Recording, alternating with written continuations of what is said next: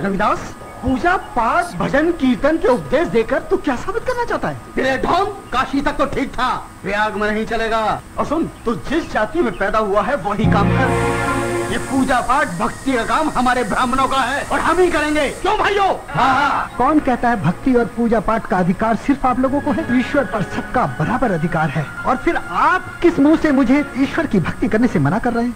माना मैं अछूत हूँ, लेकिन शास्त्री जी, कौन से शास्त्र में लिखा है कि हम अछूतों को प्रभु का नाम लेने का अधिकार नहीं है? शास्त्र? तू हमें शास्त्र मत सिखा। सदियों से यही चलता आया है कि मनुष्य अछूतों से प्रेम नहीं करते। तो कैसे संभव है कि भगवान तुमसे प्रेम करेंगे? जब हमारे दिल में तुम्हारे लिए जगह नहीं है, तो भगवान के दिल में जगह कैसे हो सकती है? क्षमा करना शास्त्री जी, आपको अपनी तुलना ईश्वर से करना शोभा नहीं देता। इससे ही पता चल जाता है आप कितने ज्ञानी हैं। और रही बात प्रभु की भक्ति की, तो मेरा ये मानना है कि जितना अधिकार आप लोगों का है, उतना ही हम अछूतों का भी है। हम भी उसी परमपिता परमेश्वर की संतान हैं जिसकी आप लोग हैं। तो ठीक है, तो आज ये बात साबित हो ही जाएगी कि प्रभु का सच्चा भक्त कौन है और पूजा करने का अधिकार किसको है, तुम्हें या हमें? शास्त्री जी, आखिर आप कहना क्या चाहते हैं? मैं आपका मतलब नहीं समझा। विदास, हम अपना अपना सालिग्राम गंगा जी में बहाएंगे। जिस किसी का भी सालिग्राम नदी पर तैरेगा, वो ही सच्चा भक्त होगा, वही प्रभु का आराधक होगा। क्षमा करे शास्त्री जी, मैं किसी भी तरह की शर्त लगाने के पक्ष में नहीं। जरा आप ही मुझे बताइए कि हम एक दूसरे को छोटा बड़ा साबित करने के चक्कर में प्रभु का इम्तिहान क्यों ले? आप लोग बड़े हैं, बड़े ही रहें। हम लोग छोटे हैं, छोटे ही ठीक हैं। इसमें शर्त लगाने की कोई आवश्यकता नहीं। लेकिन एक बात जरूर है, हमसे प्रभु की भक्ति करने का अधिकार कोई नहीं छीन सकता।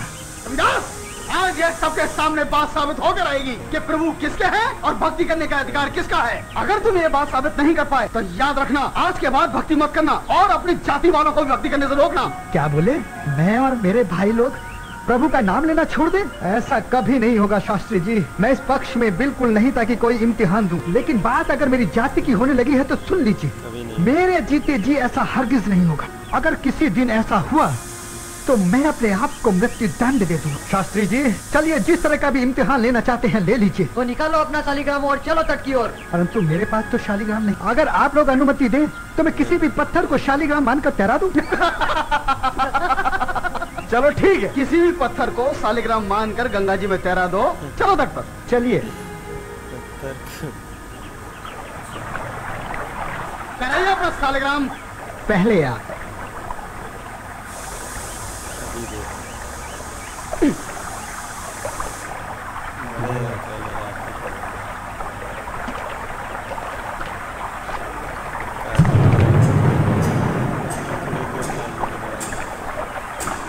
हे ईश्वर, मेरी भक्ति की लाज रखना।